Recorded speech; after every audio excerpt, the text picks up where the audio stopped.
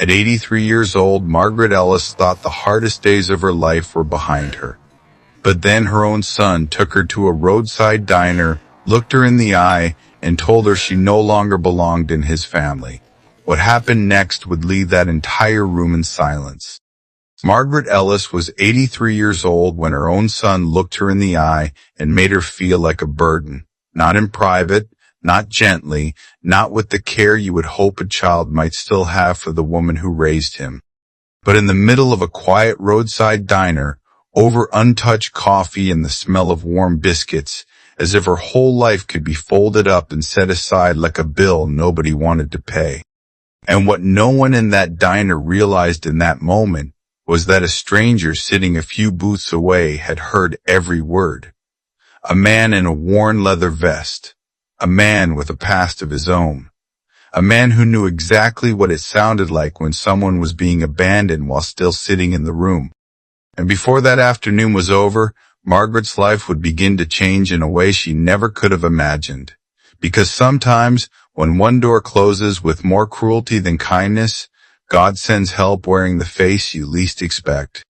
The diner sat just off an old two-lane highway outside a small American town. The kind of place where the bell above the door gave a soft little chime each time someone came in, and where the smell of fresh coffee seemed to live permanently in the walls. The booths were cracked in places, the counter stools had been polished smooth by time, and the windows let in long strips of pale afternoon sunlight that made the dust in the air glow like memory. Margaret had always liked places like that. They reminded her of another life, a fuller one. Back when her husband Walter was still alive, and Sunday mornings meant pancakes, laughter, and plans for the week ahead. Back when her son Daniel used to reach across the table and steal bacon from his father's plate. Back when family felt like something solid. But this lunch felt different from the moment she stepped inside. Daniel had insisted they meet there instead of at the house. That alone had unsettled her, and as she carefully lowered herself into the booth across from him and his wife Carol, she noticed something else. Neither of them smiled. Daniel looked tired, but not the kind of tired that comes from work. More like the kind that comes from rehearsing a difficult decision until the heart goes numb. Carol sat stiff and polished, tapping one fingernail against her phone screen, already impatient with a conversation that had not yet begun. Margaret, still trying to believe the best, folded her hands in her lap and offered a soft smile. "How have you both been?" she asked. Daniel nodded once. "Busy." Carol gave a thin smile that disappeared almost instantly. The waitress came by, cheerful in the way only small-town waitresses can be, and Margaret ordered hot tea. Daniel said he wasn't hungry. Carol said the same. That struck Margaret as strange. Daniel had loved this diner since he was a boy. He used to swear nobody in the county made pancakes like they did, but now he would not even look at the menu. Margaret felt a quiet tightening in her chest. Something was wrong. Deeply wrong. And though she did not yet know what was coming, some tender part of her spirit had already begun to brace itself. She reached for her napkin and folded it once, then again. A small old habit from years ago, something her hands did when her heart did not know where to go. Finally, Daniel cleared his throat. "Mom," he said, his voice flat, "we need to talk. There are sentences that arrive softly and still manage to shake the ground under you. That was one of them." Margaret lifted her eyes and nodded. "Of course, sweetheart," but before Daniel could continue, Carol leaned forward. "We can't keep doing this," she said. Margaret blinked. "Doing what, dear?" Carol let out a little breath, the kind that already carried judgment in it. "Taking care of you, rearranging our lives, covering things. It's becoming too much." Margaret stared at her, not because she had never worried about being a burden, but because she had never expected the words to be spoken like that, so plainly, so cleanly, as if love had been turned into bookkeeping. "I didn't realize," Margaret began softly, "I didn't realize I was making things so hard." Daniel finally spoke, though he still would not meet her eyes. "It's not just that." He paused, and Margaret felt the room grow quieter around her. "It's just, things have changed." and you don't really fit into our life anymore. For a second, her mind refused to understand the sentence. It hovered in the air between them, too cruel to fully enter the heart. Then it did, and when it did, it was not loud. It was devastating in the quietest way. Margaret looked at her son as though searching for someone she once knew. The little boy who used to run into her arms after school. The teenager who asked her advice about everything from flat tires to broken hearts. The young man who once told her, after his father's funeral, "Mom, you're all I've got." That boy was nowhere in the man sitting across from her now. Her lips parted slightly. "I don't belong?" she asked. Daniel shifted in his seat. He could have stopped it there. He could have softened it. He could have reached across the table. But Carol answered instead. "No, Margaret," she said, "not anymore." The bell over the diner door rang as someone came in, but the sound felt very far away. The smell of coffee was still there. So was the hum of the refrigerator behind the counter. The clink of silverware. The faint country music drifting from an old speaker near the kitchen. And yet Margaret felt as if she had suddenly been dropped into a colder world. A smaller one. Her fingers tightened around that folded napkin until the paper trembled between them. A few nearby customers had gone quiet. The waitress slowed near the pie case, pretending to check something that did not need checking. A man at the counter lowered his mug. A young couple in the corner stopped speaking altogether. Humiliation has a sound. Sometimes it is not shouting. Sometimes it is the sound of a room hearing your heart break and not knowing what to do with it. A few booths away sat a man in a leather vest, boots planted firmly on the floor, one hand wrapped around a white coffee mug gone lukewarm. He had not come there looking for trouble. He had not come there planning to step into anyone's life. But some words are impossible to ignore once you have lived through something like them yourself. His name was Jack Ryder Collins. Most people called him Ryder. And as he stared into that coffee, he was no longer seeing the diner. He was seeing his mother, years ago, worn down, apologizing for existing in her own house after illness stole her strength and left her dependent on people who resented it. He remembered her voice, that same softness, that same instinct to apologize when she had done nothing wrong. The memory pulled something tight inside him. Ryder set his mug down. The little clink against the table was quiet, but in the hush of that room, it seemed to mark a turning point. He stood. The scrape of chair legs against tile made several heads turn. He walked slowly toward Margaret's booth, not with anger, not with swagger, but with the kind of calm that comes from knowing exactly why you are moving. Daniel looked up first. "Can I help you?" Ryder stopped at the end of the booth. Not looking at Daniel yet, he turned to Margaret instead.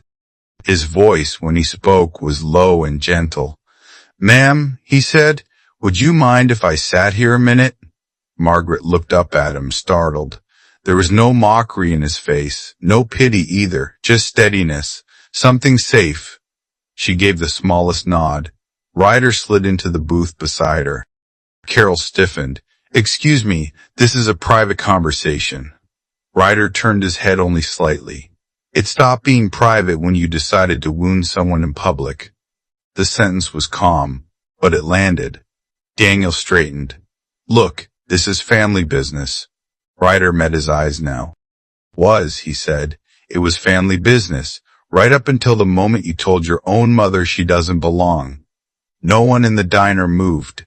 Margaret sat very still between them, her breathing shallow, as if she was afraid one wrong motion might make the whole thing worse. Ryder turned back to her. "You okay?" he asked softly.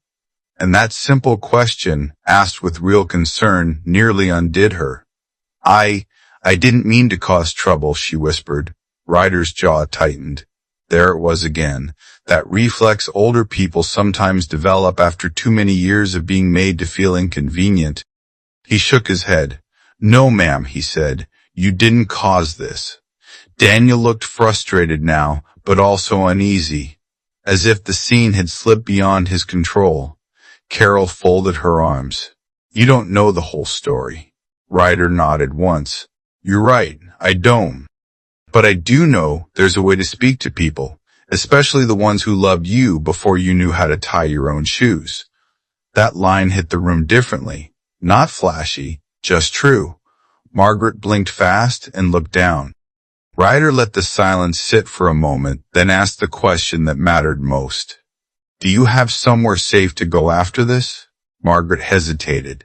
It was not just embarrassment that kept her quiet. It was the terrible weight of admitting that there was no plan, no sister waiting, no neighbor on standby, no second home, no hidden answer tucked away for emergencies. Slowly, she shook her head. No. That one word changed everything, because now it was no longer just an ugly family conversation. Now it was abandonment. Ryder rose from the booth. For a second, Daniel seemed relieved, as if maybe the interruption was over, but Ryder turned, faced Margaret fully, and extended his hand. Well, he said, you do now. Margaret stared at that hand. Large, weathered, steady. A stranger's hand. And yet it was the first hand offered to her that day without reluctance. Around them, the room seemed to hold its breath. Margaret's eyes filled. Not dramatically, quietly. The way tears come at 83 after a lifetime of learning how not to make a scene even when the heart is breaking. With trembling fingers, she placed her hand in his. Ryder helped her stand slowly, carefully, giving her time to steady herself. He did not rush her, did not guide her like cargo. He simply stood there beside her, solid as an oak tree, until she found her balance. She looked back once. Just once. Daniel was staring at the table now. Carol's face had gone hard and pale. Neither of them moved. Neither of them called her back. And somehow that hurt more than the words. Because silence, in moments like that, is its own answer. Ryder walked with Margaret toward the door. The bell chimed overhead when he opened it. Cold air met them first. Then sound. A low, steady rumble from outside. Margaret paused on the sidewalk and blinked into the sunlight. The parking lot held a line of motorcycles, polished chrome flashing in the afternoon light. Men and women stood beside them in leather vests and denim, some older, some younger, all carrying themselves with that easy watchfulness of people who had seen enough life to recognize pain when it appeared. They were not posturing. They were waiting. A silver-haired woman with a long braid stepped forward first. She had kind eyes and the posture of someone who did not miss much. Ryder, she said with a nod. Then she turned to Margaret and softened immediately. And who is this? Ryder answered without hesitation. This is Margaret, he said. She needs a place where she's welcome. The woman smiled. Well then, she said, Margaret, you came across the right people today. Margaret looked from one face to another, confused by the gentleness of it, overwhelmed by the ease of it. I don't have anything to offer, she said. A tall man near the back chuckled warmly. Do you have stories? Margaret blinked. I suppose I do. Then you've got plenty. A few people smiled, not out of politeness, out of genuine affection, as if they had already made room for her in their day. And that was when Margaret felt it. The first crack in the heaviness, not joy exactly, but relief. Ryder led her slowly toward his motorcycle. Have you ever ridden before? He asked. Margaret gave a small, uncertain smile. No, he grinned. Well, there's a first time for everything. He helped her up carefully, showing her where to put her feet, where to rest her hands. He never made her feel foolish, never hurried her. And when she finally settled in, the others mounted their own bikes one by one. Engines came alive around them in a low rolling chorus. The sound should have frightened her. Instead, it stirred something almost forgotten. Energy. Possibility. For one brief moment, she glanced back toward the diner window. Daniel was still inside, still seated, still not moving. And that was when Margaret understood something hard, but freeing. She could not force love to act like love. She could not beg to be cherished. And maybe, just maybe, the rest of her life did not have to be spent waiting for someone to remember her worth. Ryder's bike eased forward. The group pulled out onto the highway together. The afternoon wind brushed against Margaret's cheeks, carrying away the stale aches she had walked out with. Fields stretched out on either side of the road in winter brown and faded gold. Bare trees etched the horizon. The sky above was open and pale and wide. For the first time that day, Margaret took a full breath. Not the careful breath of someone trying not to cry. A real one. The kind that reaches all the way down. They rode only 20 minutes before turning into a gravel drive beside a modest building near the edge of town. It was not fancy. The paint was weathered. The porch sagged slightly on one side. But light spilled warmly through the windows, and even before the engines died, Margaret could hear laughter from inside. She also smelled food.